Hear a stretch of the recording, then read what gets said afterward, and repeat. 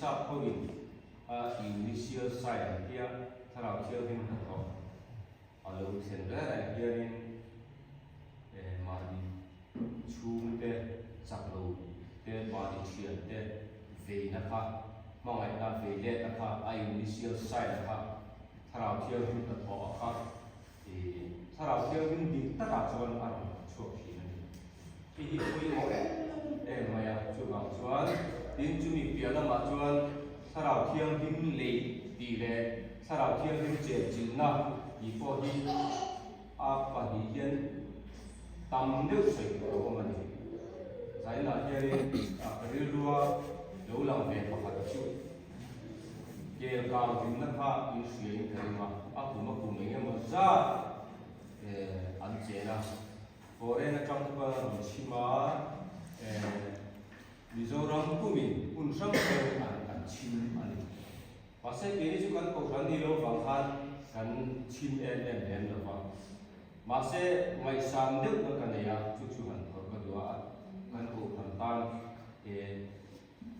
antinan pathian ko chuan thu thil tu sit su la a tha pia ko la king fiu la a tha pia ko lo ti ya chu tiang deuh te chuan mi dang thil ti ko han dang thil ti ko ni se a thalai ring tu ta na thalai en ton ko ro ma ni chuan kan sing tu thi bây giờ mình sao đó là khám phá cái gì thuri làm gì nó anh ba thế anh về cái tiền làm ha để tôi bây giờ revival speaker kia xin lỗi revival speaker tôi cái hồi cái kia thì rồi anh bảo nó sản xuất chú cái phim thì cho nhiều bên trong sông Mã này cái này kia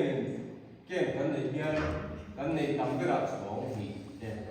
song thun song lý cái này có cần tin bằng lâu nha song hoa này thì anh về chúng nó cô khăn tan mình chặt lâu cái tan hàng nào ấy thì nó đủ anh về nó lấy riết tất này à độc tin lắm điều anh về nó là anh không cái mà như là sinh của mai cái cao thì nó có anh mà đi có thể được thế à Mizoram cũng mình là anh chim lụi nó chăn khai phá lại cái gì cho anh local là upa thế đồng bộ tụi tiền member thế để thế anh trăng ruộng trồng trai cái sản phẩm lý chuông anh nhìn tu mai anh sản phẩm này tu này sao nào theo điểm lệ cái tiền thì sao nào bộ trả lại cái này là có hiện anh sinh về sẽ là sao có bao giờ cả chuan mấy sĩ thế đấy in mấy quý ở phần thì cảm sẽ lồng liền quý chú ở cái theo quý thế đấy thế này chú bảo cho sao nào chưa hình thành họ thì cái mà nhận ra là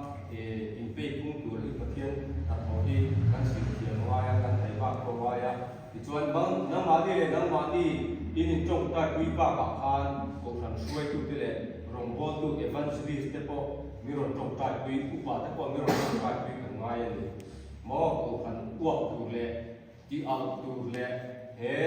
sao nào theo điểm lệ sâu dễ thì để tụi chuan tay ma bằng ai em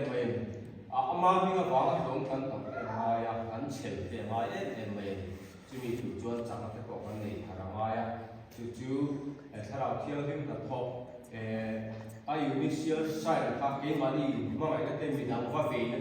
tên cái mà đi ở bên cái mình tập sát chết nó châu thì lồng than trong xe là trong nó châu còn là lồng than mà ngày cái tế dùng sắm nó tế in về tôn nó tế cái mình ăn làm chuột nó chỉ sáng sáng ha phong kiếm tất cả là chuột thì nó dùng thì đó có trong cái là cả quy với cái sự đó là hiện cái local thì có phần đóng tế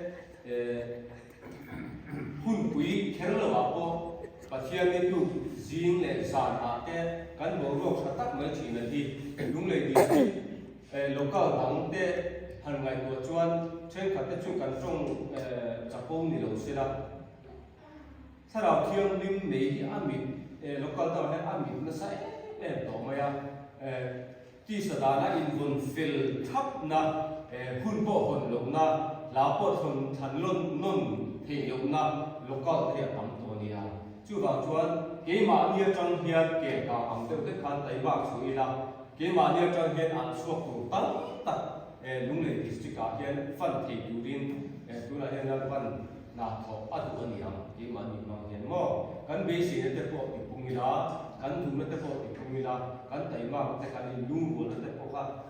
thọ lại ăn trong tập bộ khác thì cũng sắc sôi lên trần là sắc sôi lênให้มีอัลช่วงตัวตักไปให้สิทธิ์นาเขียนเนี่ยเอาพูดจุนี่จุมีอัตราเทียตัวชวนอินเวลนะไอ้หมออินสิบนะไอ้หมอเองเนี่ยหมอข้างตรงคำเตี้ยเด็กพวกเขาสิทธิ์นาเขียนตัวเตี้ยไอ้หมอบางเขียนอารมณ์เราเศร้าเศร้าเลยจุงจงมันเศร้าที่กว่าสุดท้ายเที่ยวหิมซาระเนี่ยเจ๊ตัวเราที่เขาประจันกันละอ่างไงเกี่ยมาดีทลายพวงซูมาเจ๊เจ้าดีเอกสารเที่ยวหิมเล็กเจนจินดาดงตูกันนี่ว่าอาบุ้งคุยนเมมเบอร์ส่งทลายส่งที่อากาศกายของเราเนี่ยจุมีเปลี่ยนแล้วมันจะลูกเก้าตั้งที่อากาศกายของเราเนี่ยบิดาส่งจะอารมณ์ชินตาไม่ปุยทลายเที่ยวหิมตัวค่ะที่กางกายเสียตัวนี้ตัวนั้นเห็นบุญจันทร์ทุกเตะอาจารย์หลักเล่นวันมีบางเมกันนี่อากาศกายจันเมกันนี่ที่เขาเสียแล้วอดีตตัวเราจนเสร็จแล้วนะที่กองช่องคาร์เจ็บอะไรสิตัวนะจู่ๆกันหูเฟียถ้าเรามีแต่กันหูเฟียก็ง่ายกันเเห็นก็ง่ายจู่บางจวนจู่มีตัวจวนจังละสับเดียวตีข้ากันสวยเลยแล้วมันจะฟื้นทุกตัวเดียจู่บางจวนคุยตัวลูกเบรจังอ่ะมีมันเด็กแบบนี้ที่จงใจตัวนี้นะถ้าเราเฟียดิมเลยที่ส่วนเสียตัวนี้แต่มาหน้า